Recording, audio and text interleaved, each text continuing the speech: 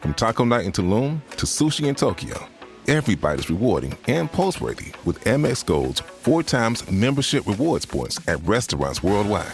Wherever you dine, points are piling up. So bring your friends along for your next course, because it's not all about the posts. It's about the company and the memories. How can gold from Amex sweeten your next food moment? Learn more at americanexpress.com/explore-gold. Terms and points cap apply.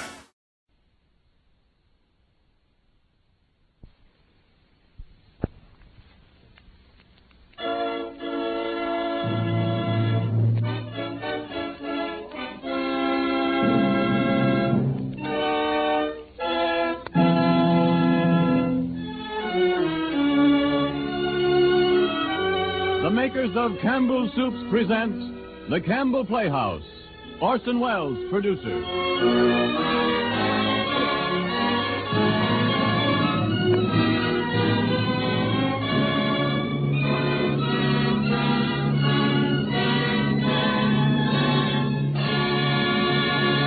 Good evening, listeners. This is Ernest Chappell speaking.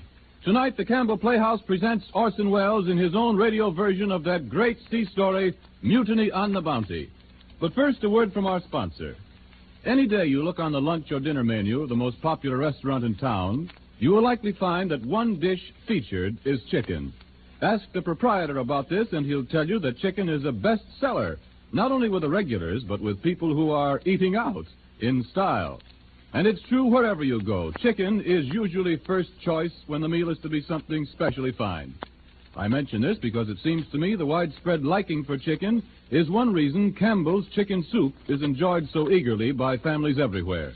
You see, this soup is chicken through and through, so that as sure as you like chicken, you'll like Campbell's chicken soup. In the aroma that drifts up as this soup is set before you, there's an unmistakable promise of chicken. There's deep-down chicken flavor in each spoonful as you taste it, and tender pieces of chicken meat, too. That's what makes this such a grand soup, the lavish emphasis on chicken. Why don't you surprise your family with Campbell's chicken soup for some meal this weekend?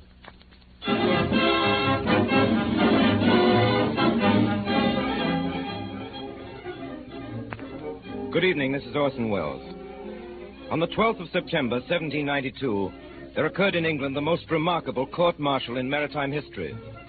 7 naval officers and men were on trial for their lives before the Lords Commissioner of the Admiralty on charge of high treason. Revelations at this trial of conditions prevailing on the ships of the British Navy came finally to exert a powerful influence in humanizing the administration of the world's navies and making more tolerable life at sea.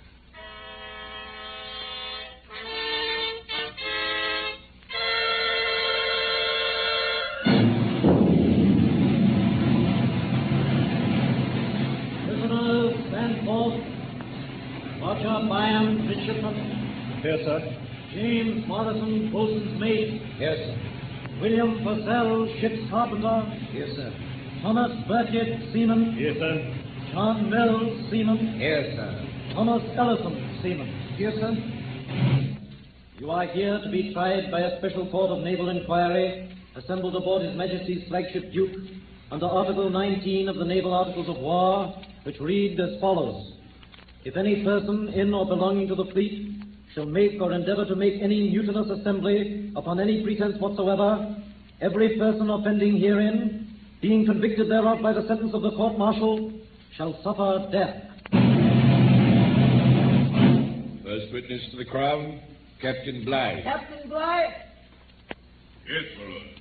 Captain Bligh, have you any statement to make to this court concerning the mutiny aboard His Majesty's ship Bounty, while under your command in the great South Seas? I have, sir. I have prepared a statement which I now beg the court's permission to read. The court will hear your statement, Captain Bligh. I respectfully beg to submit to the Lords Commissioner of the Admiralty the information that His Majesty's armed vessel Bounty, under my command, was taken from me by some of the superior officers and men on the 28th day of April, 1789, in the following manner. A little before sunrise, Fletcher Christian, who was mate of the ship and officer of the watch, together with the accused and certain others of the crew, came into my cabin, and while I was asleep, seized me in my bed and with cutlasses and bayonets fixed at my breast, threatened me with instant death if I spoke or made the least noise. I was hauled on deck in my shirt and without a rag else. The boatswain was ordered to hoist the launch out, and the officers and men who remained loyal were ordered into the boat. We then veered astern, and all 19 souls. The boat was so lumbered and deep in the water that it was believed we should never reach shore. The size of the boat was 23 feet from stem to stern, rowed 6 oars. After considering our melancholy situation, I was earnestly solicited by all hands to take them toward home. Therefore, after commending our souls to God, I bore away for New Holland and Timor, across a sea but little known, in a small boat laden with 19 souls, without a single map of any kind, and nothing but my own recollection and general knowledge of the situation of places to direct us. After enduring dangers and privations impossible to describe, we sighted Timor on the 12th of June, and on the morning of the 15th before daylight, I anchored under the fort of the Dutch settlement at Kupang. This voyage, in an open boat, I believe to be unparalleled in the history of navigation.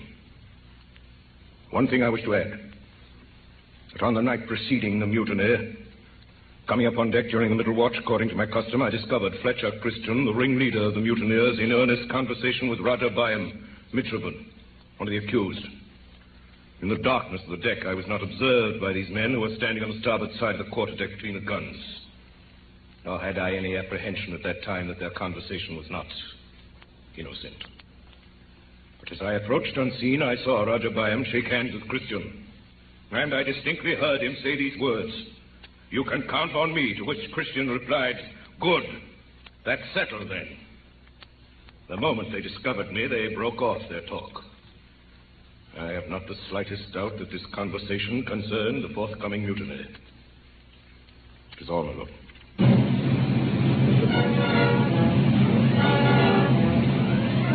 Roger Byam, stand forth. Roger Byam, you have been accused with others of mutinous and piratical seizure of His Majesty's armed vessel Bounty. You have heard the Crown's witness. Roger Byam, do you plead guilty or not guilty? My lord and gentlemen, I declare before God and the members of this court that I am innocent, that I have never been guilty either in thought or in deed of the crime of which I am charged. Roger Byam, the court is now ready to receive whatever you may have to say in your own defense. My lords, I joined His Majesty's Armed Transport Bounty as a midshipman on the 21st of December, 1787. We were off Spithead, lying to for stores and crews to come aboard. I remember my first sight of the Bounty. The crew crowded in the afterdeck around the huddled form of a man, lashed to the capstan spar, and Captain Bligh reading from an Admiralty order. If any person in or belonging to His Majesty's fleet shall strike or endeavor to strike an officer, he shall be flogged in turn on board every ship of the fleet. Master Downs? Yes, sir. How many lashes are due from our ship? 2 dozen, sir. Very well. Mr. Morrison? Yes, Captain Bligh. 2 dozen lashes. One moment, Captain. Yes, Surgeon. The prisoner is dead, sir. Lucky devil, we were only the 5th ship. Well, Mr. Morrison, what are you waiting for? But the man is dead, sir. Yes, I heard the surgeon's report. Come, my dinner's getting cold. 2 dozen lashes, Mr. Morrison. 2 dozen lashes, dead or alive. 2 dozen it is, sir.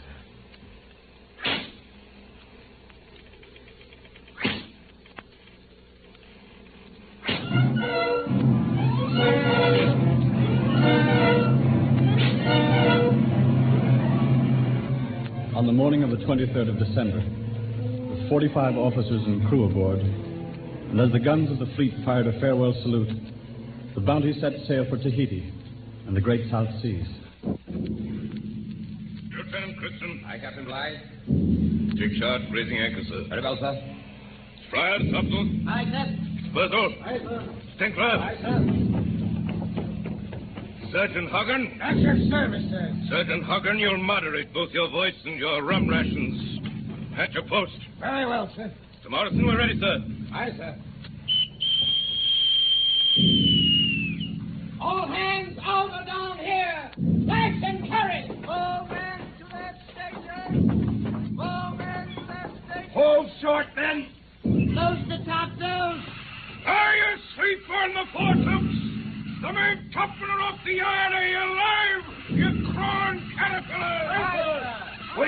on, men. Yo-hee-ho! Yo-hee-ho! The foreguard! Ho! Let the men go out! Ho! Hee-ho-hee-ho! Hee-ho-hee-ho! Hee-ho! Load the main tack, Bill Ivory. Ho! Hee-ho! Ho!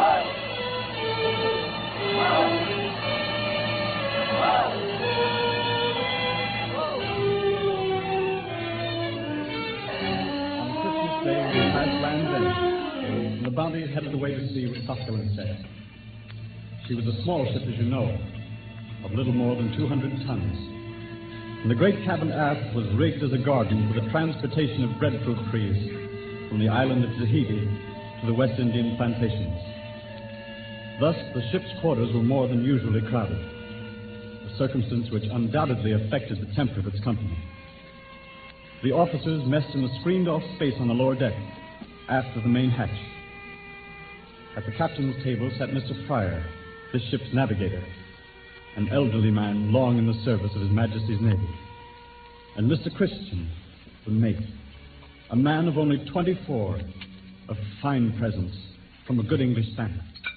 Don't you talk to me about seamen, Mr. Christian. I know them better than you, curse them. A lazy, incompetent lot of scoundrels. Heaven knows the captain has trials enough with such crew. Dregs of public houses. They don't know a sheet from a tack. I venture to differ with you, Captain Bligh. I should call Ellison and Mills first-class seamen.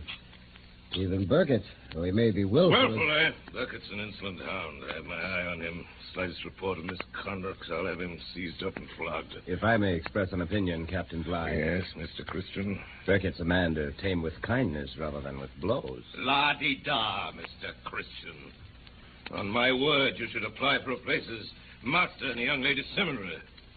Kindness, indeed. A fine captain you'll make with such ridiculous notions. Our seamen understand kindness as well as they understand Greek.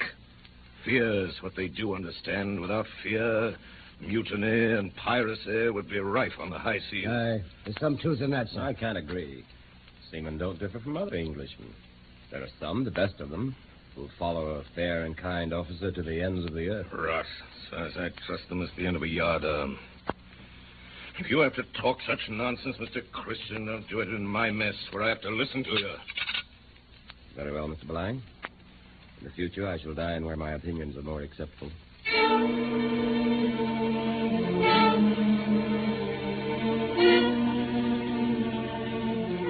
From that day on, and for the rest of the voyage, Captain Bligh took his meals by himself in his cabin. In latitude 39 degrees north, just off the coast of Tenerife, we ran into heavy weather. A huge wave stove in 3 of our longboats, carried away our cases of beef, and spoiled a large part of our stock of bread. We laid into Santa Cruz for fresh supplies of water and beef. The meat that was taken on ship was so tainted the men threw most of it overboard. Captain Bligh kept the men at work, repairing the ship's boats from morning till night. Captain Bligh, Yes, Mr. Fryer. men are asking when they can start shore leave, sir. So they can get drunk in the taverns, I suppose. Been at sea nearly 8 weeks, sir. Maybe 8 months before they set foot in land, and might just well get used to it. No shore leaves, Mr. Fryer. Aye, sir.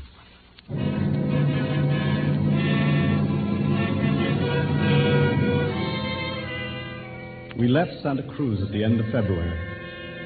We carried no purser. Bligh filled the office himself, assisted by Samuel, his clerk, a smug, tight-lipped little man who was believed to be the captain's spy. On Monday of every week, he and Captain Bligh opened up the casks and checked over the supplies in the storeroom. 18 pounds salt beef. 18 pounds, sir. What's wrong with that keg, Burkett? Seems like it's been opened, sir. Oh, so it has. Mr. Fryer, come here at once, sir. Mr. Fryer, Captain Bligh calling you, sir. Yes, Captain? One of these casks has been opened, and 2 cheeses are missing.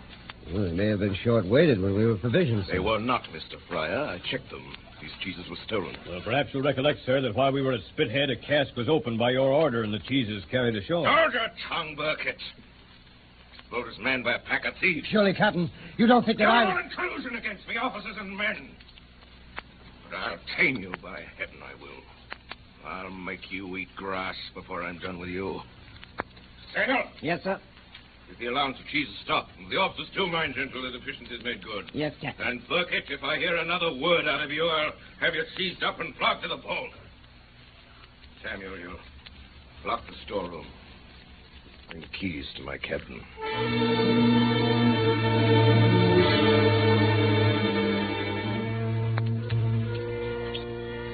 So help me.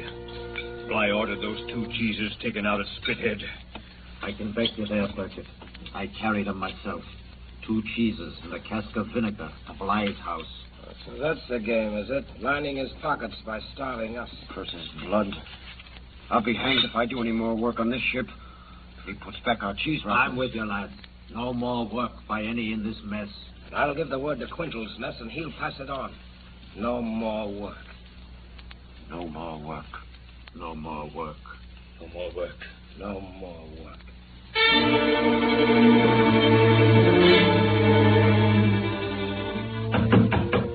Come in.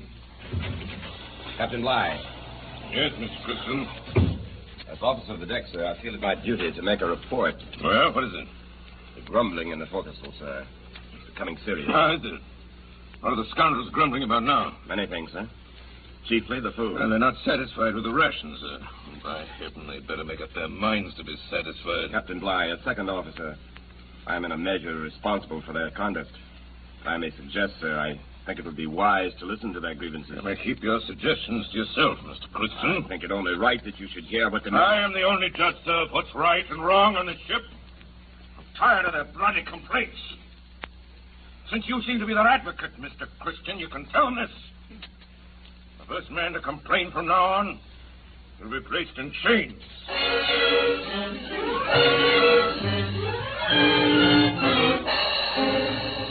About 100 leagues off the coast of Brazil, the wind chopped around to north and northwest, and the Bounty lay becalmed. Here another incident occurred to aggravate the resentment of the men.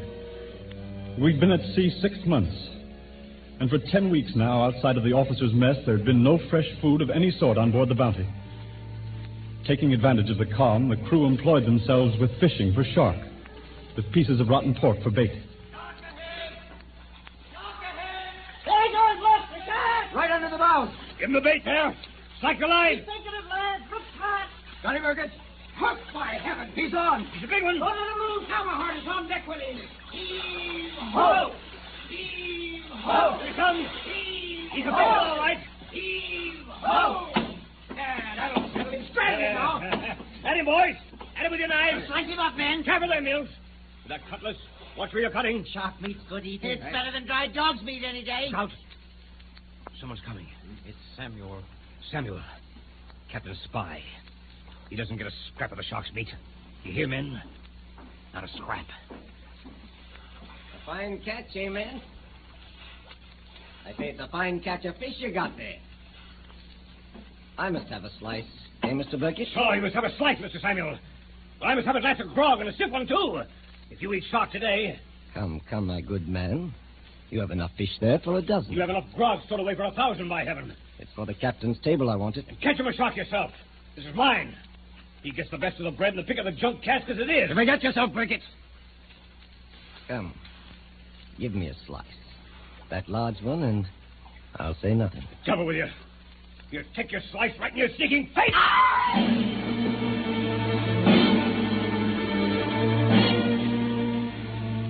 Burkett spent the night in irons.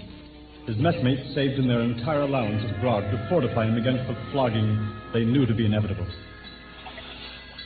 At 6 bells, Mr. Bly came on deck. Christian? Yes, Captain Bly? Call all hands on deck to witness punishment. Yes, sir. All men on aft deck, Orson. I have a secret. All hands out on deck. All hands. All hands, sir. All hands. I report all men on deck, Captain Bly. Very good, Mr. Christian. Read the gratings, Mr. Purcell. Greetings are reached, sir. Thomas Burkett, step forward. Anything said? No, sir. Strip! Mr. Norton, seize him up. Seized up, sir. Thomas Burkett, for mutinous conduct, I sentence you to 3 dozen lashes.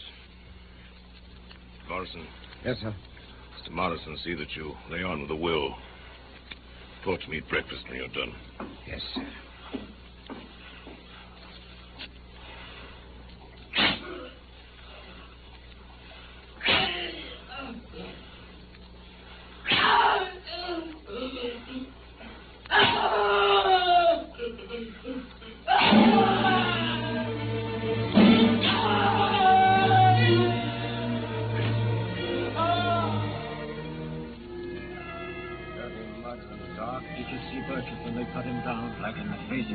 The bone showing through the flesh. And now the old devil's got Purcell in irons. I say, Mr. Fryer and Bly ain't speaking no more. Pretty past that for a ship what's got half the world between her and England. Wait till we get back. It'll be a day of reckoning for old Bly. Aye, and maybe before we get back. What are you saying, Mills? We gotta get back to England, don't we? We could get back without Bly if we had to. There's a man that can take the bounty home. I ain't a better man than Bly. Christian, you mean? Christian. Yeah, that's right. Mr. Christian. Mr. Christian.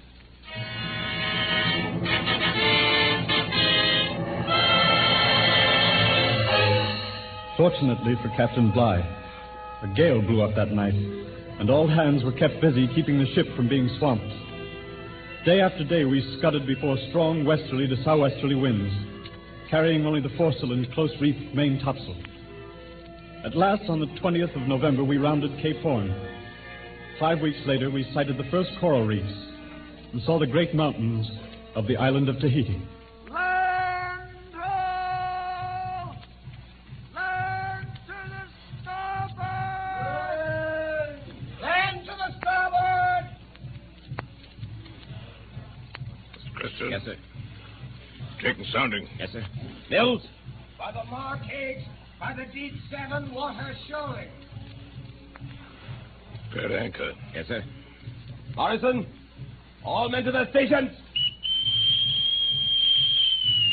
All men to their stations! Well, there it is, Mr. Christian. The Isle of Tahiti.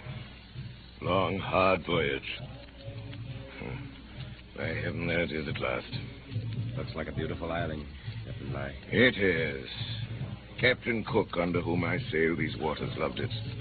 Only next to England. Were I an old man and my work done, I should ask nothing better than to end my days under its palms. Mr. Christian. Yes, sir. Sounding. Mills? By the deep 5, 1/2 left 5, sir, and shoaling fast. Lower away. Lower away there. Aye, sir.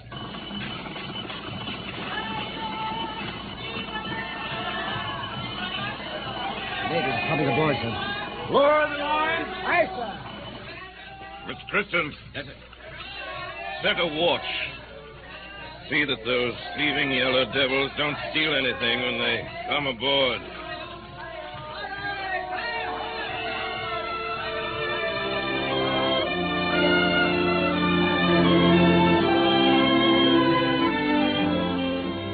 The next day, the crew went ashore. The danger of the mutiny seemed past. The hardships of the voyage were soon forgotten. We lived on the fat of the land, amongst affectionate native friends. Those were the happiest weeks I ever spent. Our host was the chief of the island. He had 2 daughters, Hina and Tahani. Mr. Christian and I used to visit them often. The 4 of us would go swimming, sporting in the breakers or lying on the white sand of the coral beach.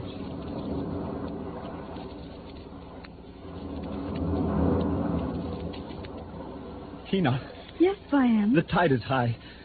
Swim with me out to the reef underwater. How about it, Christian? Oh, Brian, you're not lazy enough for the South Seas.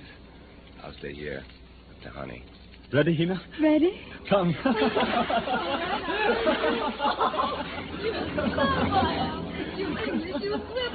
I'll show you when we get to the reef.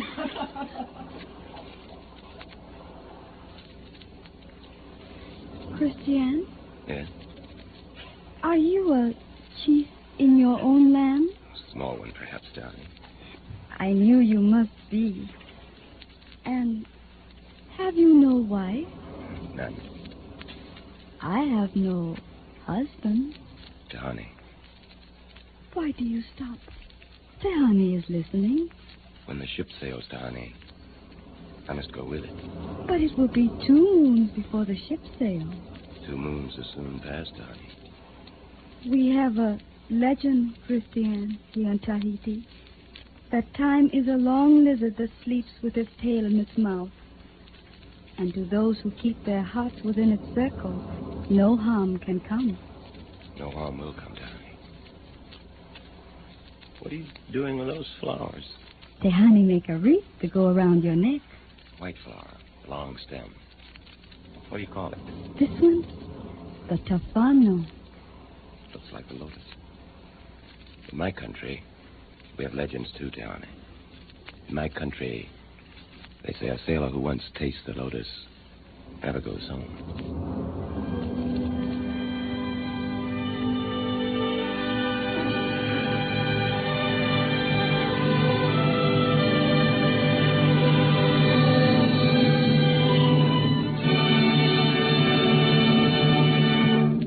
You are listening to the Campbell Playhouse presentation of Mutiny on the Bounty. We pause now for station identification. This is the Columbia Broadcasting System.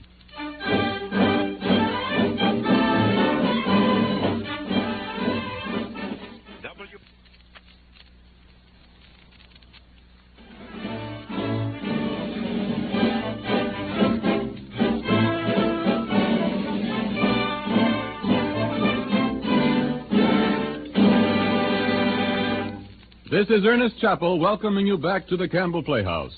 In a minute or two, we will resume our presentation of Mutiny on the Bounty, starring Orson Welles. Meanwhile, may I say a word or two about mutiny in another form? Over many years, modern genius has been showing women the way to give their families better food with less kitchen time. And call it mutiny or call it evolution, women have been quick to take full advantage of these benefits for their families and themselves. No longer does the good housewife feel she must spend long hours each week making her own bread and churning her own butter. To give her family their favorite dishes, it is no longer necessary to spend so many hours in her kitchen. Her household shelves are laden down with many of these foods, ready prepared for her and of a quality equal to her own good homemade kind. Among these fine foods are soups, Campbell soups. If you have never tried them, I invite you to try a can of Campbell's chicken soup tomorrow. I cannot think of a finer way to introduce you to Campbell's soups than that.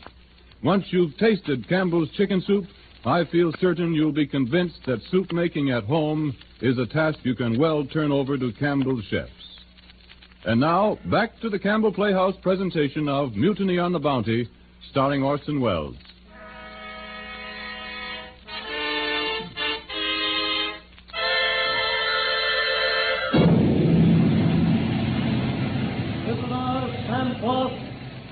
Roger Byam, midshipman. Yes, sir. James Morrison, boatswain's mate. Yes, sir. William Purcell, ship's carpenter. Yes, sir. Thomas Burkitt, seaman. Yes, sir. John Mills, seaman. Yes, sir. Thomas Ellison, seaman. Yes, sir. Roger Byam, have you anything further to say in your defense? I have, my lord. Toward the end of March, it became evident to all hands that the Bounty would soon sail. More than 1,000 young breadfruit trees in pots and tubs had been taken on board. The relaxation of discipline now came to an end. Captain Bligh ordered Samuel to seize all the gifts which the friendly natives had given the men. With abundance around them, the crew were again put on slender rations. 2 of them, deserted to the hills, were caught and severely flogged. On our last visit ashore, Mr. Christian was more than usually silent.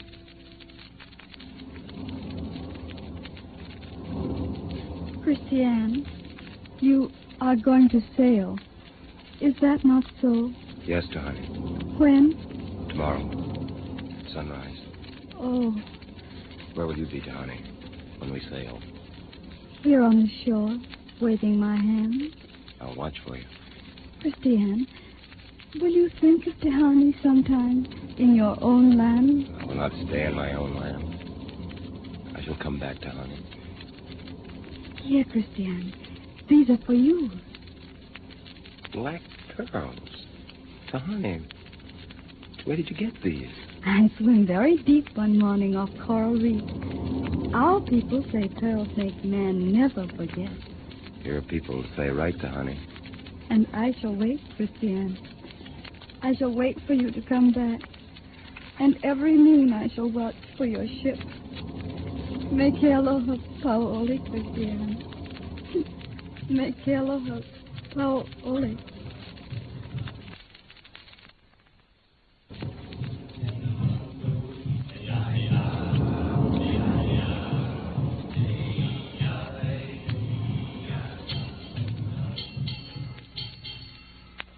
Mr. Christian, Mr.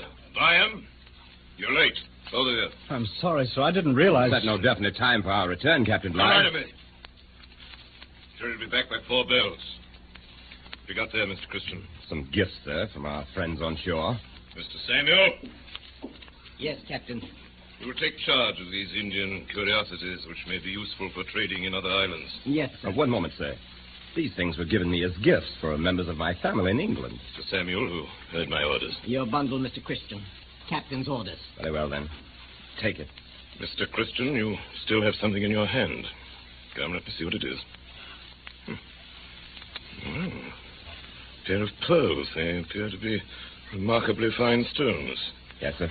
Give them to Mr. Samuel, please. Black pearls are highly prized in the Friendly Islands, where we shall do some trading. Surely, sir, you won't take these. They were given to me by a very close friend. Hand them over to Mr. Samuel.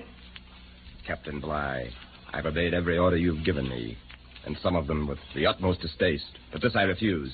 I intend to keep this gift, sir, as long as I live. Very well, Mr. Christian. I accept your refusal, and I shall remember it.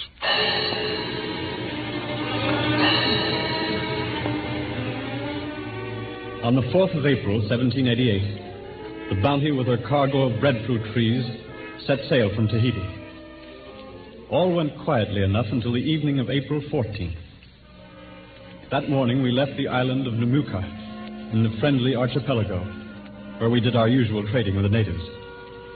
A great many coconuts had been brought aboard and piled up on the quarterdeck between the guns under the captain's eye. At about noon, some of the coconuts were found to be missing. Mr. Morrison. Aye, sir. Are all the officers assembled on deck? Aye, sir.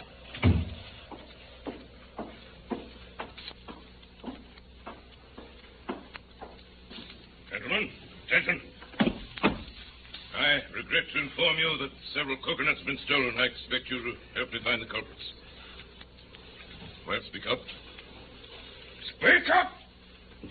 Some of you must know the guilty party. Mr. Christian, step forward, please. I wish to know the exact number of coconuts you purchased for your own use, Mr. Christian. I really don't know, sir. Oh, you don't? I hope you don't think me so mean as to steal yours. Yes, I do think so. You must have stolen some of mine. You'd be able to give a better account of your own. You may be officers, but you're rascals and thieves. The lot of you. I'll break the spirit of every man of you. You'll wish you'd never seen me before we reach the Indies. Mr. Samuel. Yes, sir. You'll stop the officers' grog until further orders.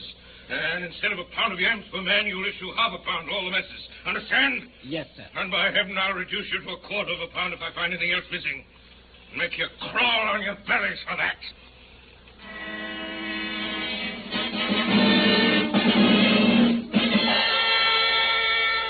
It was feverish hot below deck that night, and there was an uneasy stirring in the forecastle. I couldn't sleep and went up on deck. It was then about 1 o'clock, and with the exception of the watch, there was no one on deck but Tinkler, curled up asleep under one of the guns. Mr. Norton, the watch, was standing at the rail on the opposite side of the deck. I could make out his form standing in the starlight. Someone appeared at the after ladderway. Who's that? Oh, it's you, Byam. Oh, hello, Mr. Christian. Have you seen Captain Bly tonight? Did you know that he invited me to sup with him? Why? Can you tell me that? After spitting at me, wiping his feet on me, sent Samuel to ask me to his table. He didn't go? After what happened, I should say not. Maybe he's got a conscience, Christian. His invitation might have been a way of letting you know he was sorry. I might have believed that once, but not now. Byam, we're in his power, officers and men alike. He considers us so many dogs to be kicked or fondled as he pleases. There can be no relief, none, not till we reach England. Heaven knows when that'll be. Heaven knows if I can stand it till then. Heaven knows if the men can stand it. Yes, Christian? Something I wish you'd do for me. On a voyage like this, one never knows what may happen. If for any reason I should fail to reach home, I'd like you to see my people in Cumberland. That'd be too much trouble for you? Not at all, Mr. Christian. Just before I joined the ship, my father asked that I make such an arrangement with someone on board. In case anything should happen, he said that it would be a comfort to him to talk with one of my friends. You can count on me, sir. Good. That's settled, then. Well, Mr. Christian. You're up late. Yes, sir. And you, Mr. Blythe. Can't you sleep? It's very warm below, sir. I've noticed it. A true sailor can sleep in an oven if the case requires, or on a cake of ice. Good night, Mr. Blythe. Good night, Mr. Christian.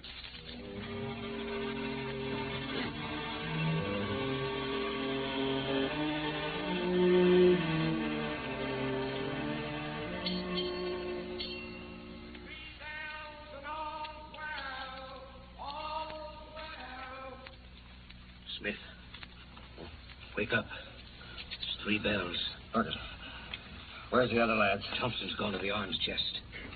Come with me and be quick about it. Aye, that and I will. Coleman. Oh, Coleman. Huh? What do you want, Thompson? The key to the gun locker. Hurry, man. It's hanging above the hatch. Thompson, is that you? I work it. What did you get, man? 10 muskets and a brace of pistols. Pass them around, mate. Smith? Aye, I'll take one. Quinto? Aye, give me one with a bayonet. Ellison? Thanks. Churchill? Aye, I'm with you. Where's the rest of the lads, Burgess? On the aft deck. They see Mr. Christian. Aye, we need Christian, we do. He's the man that'll rid us of that swine. Aye, Christian.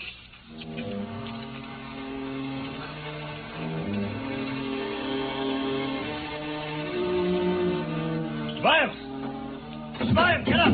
Yes? Yes? Put on your clothes. There's no time about it. Oh, what is it? Have we been attacked? Have we been attacked? No. We've taken the ship. Captain Bligh is a prisoner. What? Perkin, are you mad? Have you any idea what you're doing? We know what we're doing. Bligh done all this on himself. Now, by heaven, we'll make him suffer. I'm going to shoot the dog. Don't you try any of your young gentlemen's ideas on us, or we'll murder some more of you. See them up, Burkett. They're not to be trusted. Hold your tongue. Mind the gun locker. Come, gentlemen, hurry into your clothes. Oh, Quiddle. Yes, Burgess. Stand fast to that door there.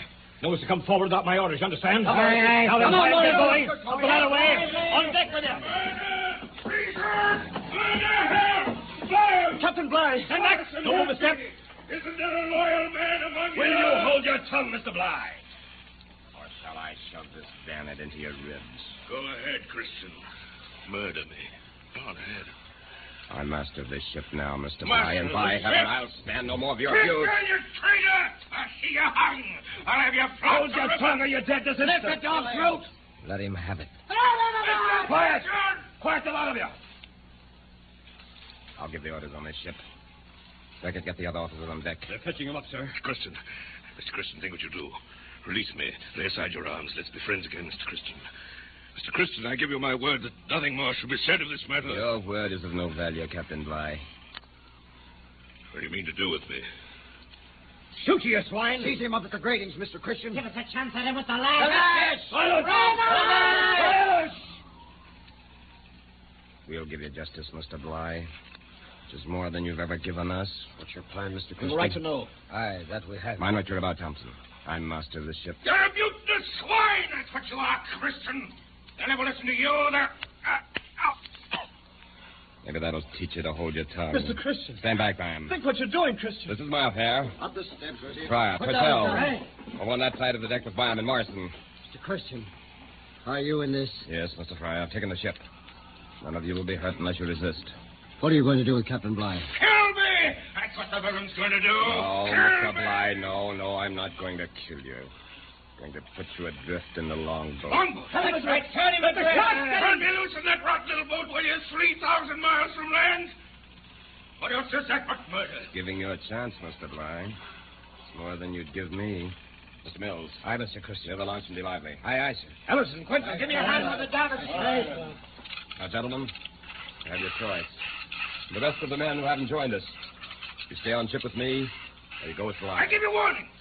Come with me and I'll see you hung. I'll stay. I'm with you, Mr. Christian. Stand on this side. I'm going with the captain.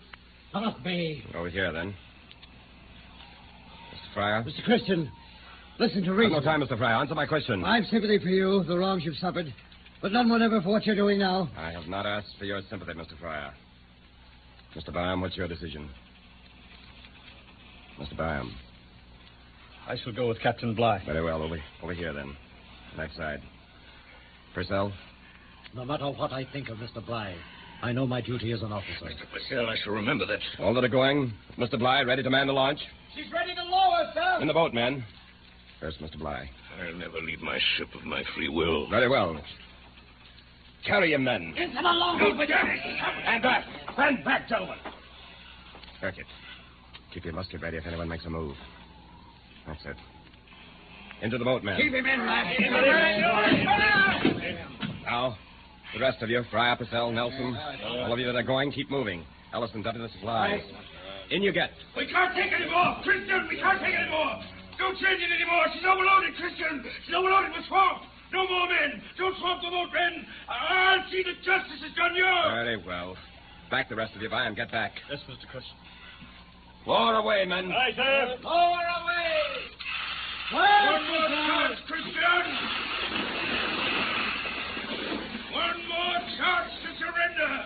Too late for that now, Mr. Bligh. You'll pay for this, every one of you. You'll pay. Give us some cutlasses at least, Christian.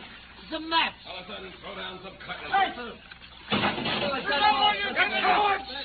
Are these all the arms you'll give us? You'll get a belly full of lead. Now, then, turn around and swivels on it. Give him a whip of grape. Wait from that gun, Quiddle. I'll put you in iron. Cast off there below. You scoundrels! Murderers! Traitors! I'll have vengeance on you. I'll see you swing a yard arm before 2 years have passed. If I have to go to the edge of the earth to get you.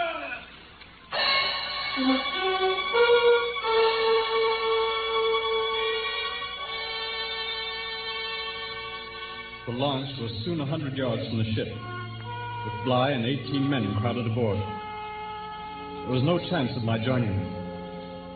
A northeast breeze freshened and the Bounty began to gather way. Under Christian's command, we put back to Tahiti. There we parted. It was his intention to turn his back forever on civilization and settle in some remote island in the South Seas. The rest of us well determined to return to England. With him aboard the Bounty went 8 members of the crew, 8 native women, and Tahani, his wife. The last I saw of the Bounty, she was standing off the shore of Tahiti, with all sails set, heading north into uncharted waters, where the light easterly breeze had been.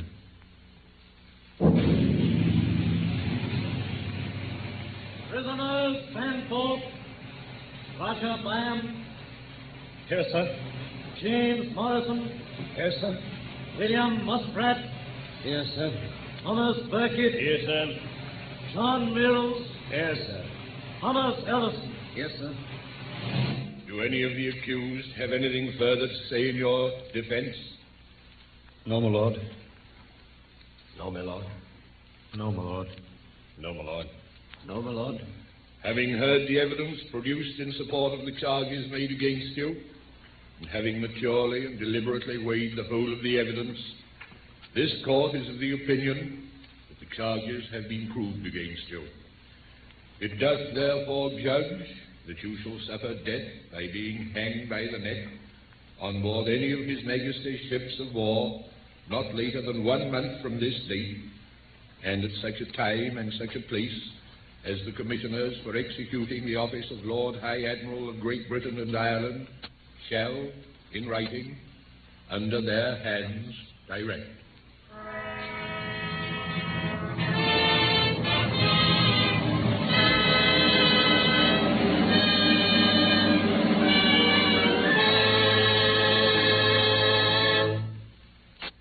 Our story tonight is the true account of an adventure at sea. It is not fiction, it is history. And history seldom accommodates us with a happy ending. The boundaries of fact reach farther than the boundaries of romance. And even when the last of the principles of any action have died, it cannot surely be said that any human event has ended in the sense that a story ends. If our hero tonight was Captain Bligh, then our story concludes with the fulfillment of his promise. For Captain Bligh, sailing without charts or instruments, against thirst and hunger, against heat and cold, after 41 perilous days on the open sea, brought the launch of the Bounty with its crew of 19 souls into the Dutch port of Timor, 3,618 miles from where they had been set adrift.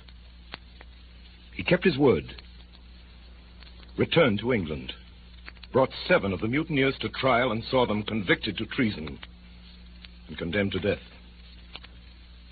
If our hero was Roger Byam, then the story still has a happy ending.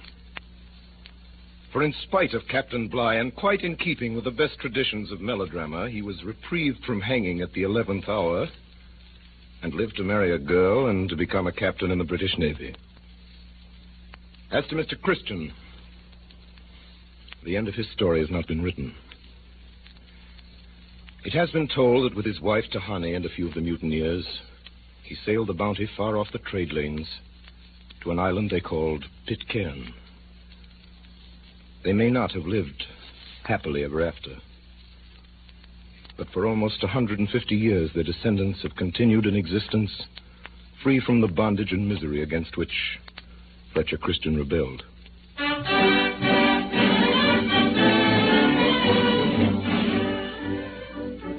In a moment or so, Orson Welles will return to the microphone with his guest of the evening, Mrs. Dorothy Hall, a person who has had direct contact with the descendants of the mutineers and who has been recently and dramatically associated with life on Pitcairn Island. While we are waiting for them, let me remind you of something I was talking about a little while ago, of the lavish emphasis on chicken in Campbell's chicken soup. Actually, all the good meat of fine government-certified chickens goes into the making. The broth bubbles slowly and softly in shining kettles until it takes on a golden glint, and the flavor of chicken is rich in every drop. Pieces of chicken meat, cooked deliciously tender, go into the soup, too, along with snowy rice. Every woman knows that the merit of a chicken soup depends on the amount of chicken used in making it. And since that is so, then as surely as you like chicken, you'll like Campbell's chicken soup. You'll like it for lunch, for supper, for family meals, whenever the idea of chicken sounds good. Why not put Campbell's chicken soup on tomorrow's shopping list and have it this very weekend? And now, Orson Welles. Ladies and gentlemen, the last, or at least the latest chapter in the strange story of the Mutiny on the Bounty, we're going to tell you tonight, before this broadcast is over. It was written only last summer, and only a few miles from this studio.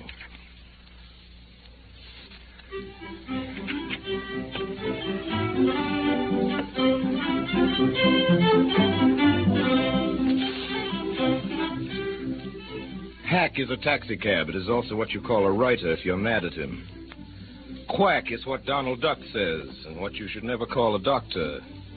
Ham is the most distinguished reference you can make to an amateur radio operator. But there are two kinds of hams, and smile when you call a radio actor a ham. Say ham to Mrs. Dorothy Hall, however, and she'll just smile. I'd like to make this quite clear before I go on. When you say radio ham to me, it is either dramatic criticism or fighting words, depending on how big you are. But okay around Mrs. Hall, because ham is just a pleasant reminder in the queer vernacular of her own people that she has passed tests A and B of the Federal Communications Commission and belongs to the elect among amateur radio operators of the world. Mrs. Hall's kind of ham pioneered radio. Mrs. Hall's kind of ham stays up late and gets up early, eats irregularly, rescues flood victims, and talks like an E. Phillips Oppenheim spy into an H.G. Wells machine, thinking nothing of such phrases as QRM, QC, QRT, and QSL, the exact meaning of which I am not entirely certain. 88, however, means love and kisses. This I have committed to memory in several languages. 88.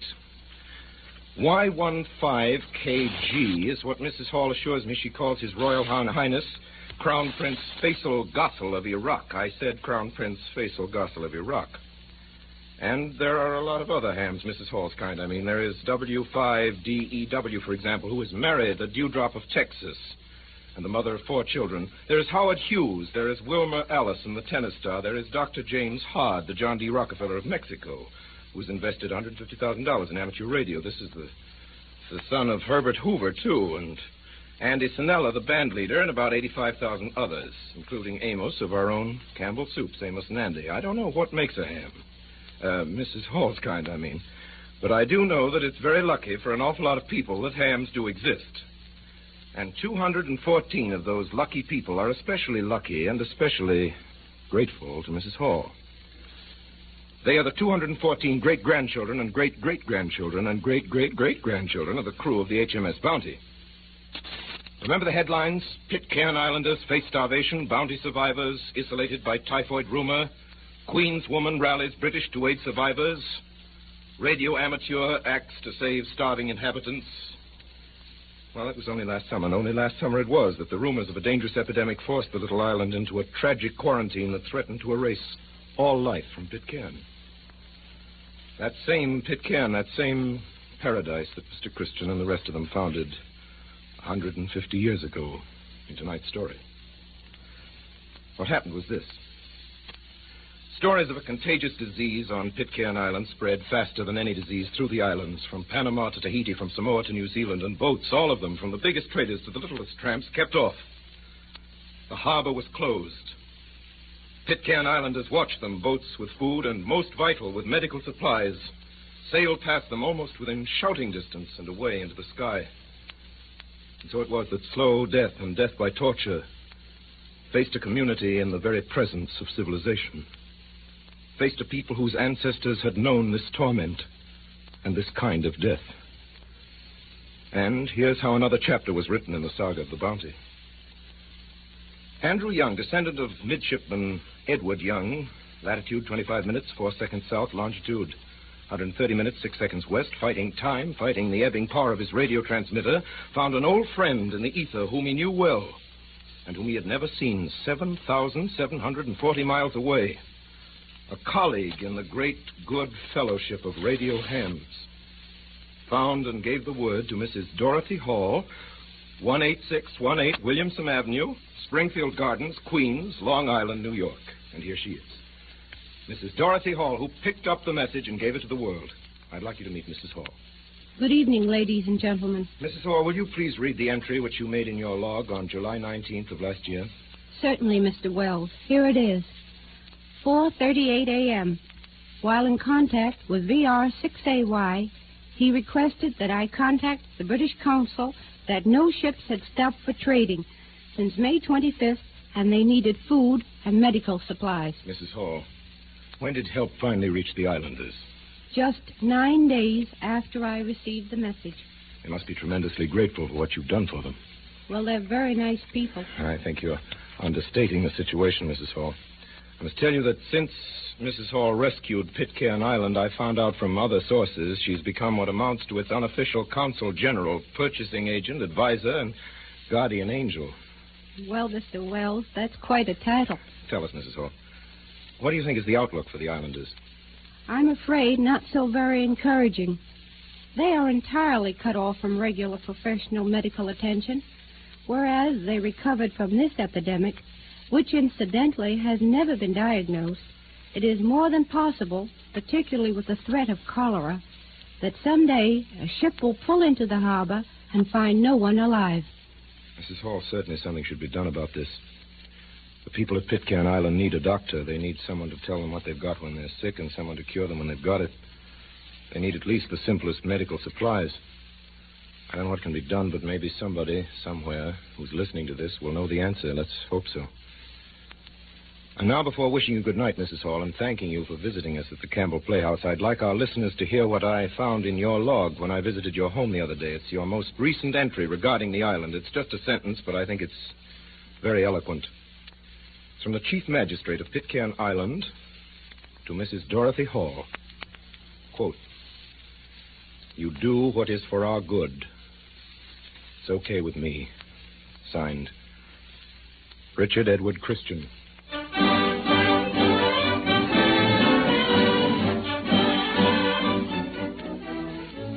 And now, ladies and gentlemen, just before I lose my voice and just before we say good night, just a minute of next week's story.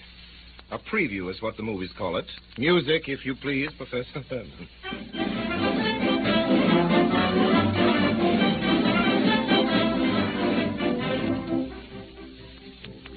When Mr. Phippeny took the mules out of the traces to lead them down to the stream to drink, he noticed that his wife continued sitting on the spring seat staring ahead of her, and that Addie, now 10 years old, remained in the wagon under the canvas. When he came back, they were as before. Josephine, are you feeling all right? Fine. Don't you like this camping place? As well as any camping place. Well, what about supper? I don't plan to cook any more suppers in this fine, free out of doors. Well, how come? Tomorrow, Addie and I is going back to some town to live or die. Some town like Natchez. And leave me? We two are going back to that town to live or die. Perhaps Mr. Phippeny's poker playing, in spite of his wife's frequent corrosive remarks about it, had given him some helpful training. At any rate, Mr. Phippeny leaned down and began pulling at Breekstill's long ears. Breekstill? We don't want to go to town, we do. We're ashamed of the old wagon. Who are we anyhow? Why, we're the chicken wagon family and ain't got no home except only such as this. Yes, we can't be chicken wagon people no more. It's disgraceful. We're ashamed. We're going to town, we in Breekstill, and hey, we're going to town. And by dogs, we're going to the biggest downtown in the world. We're on our way to New York City. Mrs. Phippeny screamed.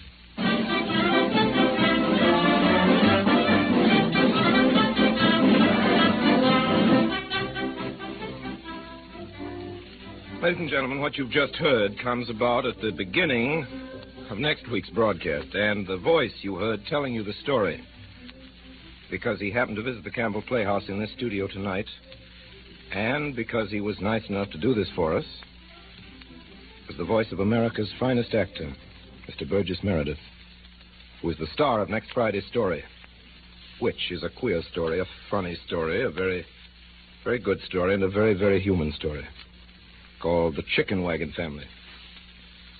Until then, until The Chicken Wagon Family, Burgess Meredith, who is next week's star, my sponsor and I, and all of us on the Campbell Playhouse remain obediently yours.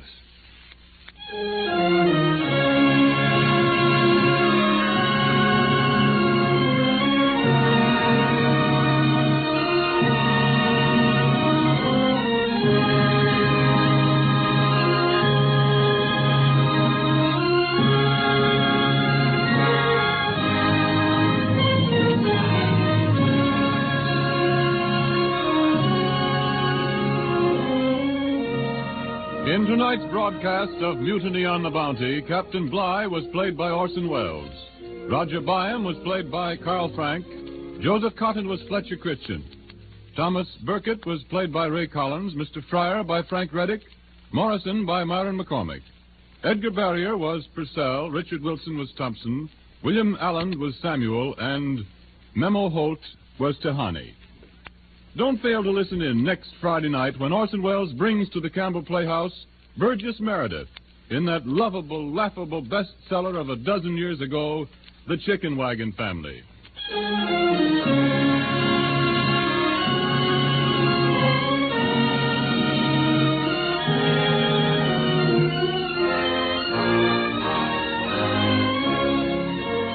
This is Ernest Chappell saying good night on behalf of the makers of Campbell Soups. This is the Columbia Broadcasting System.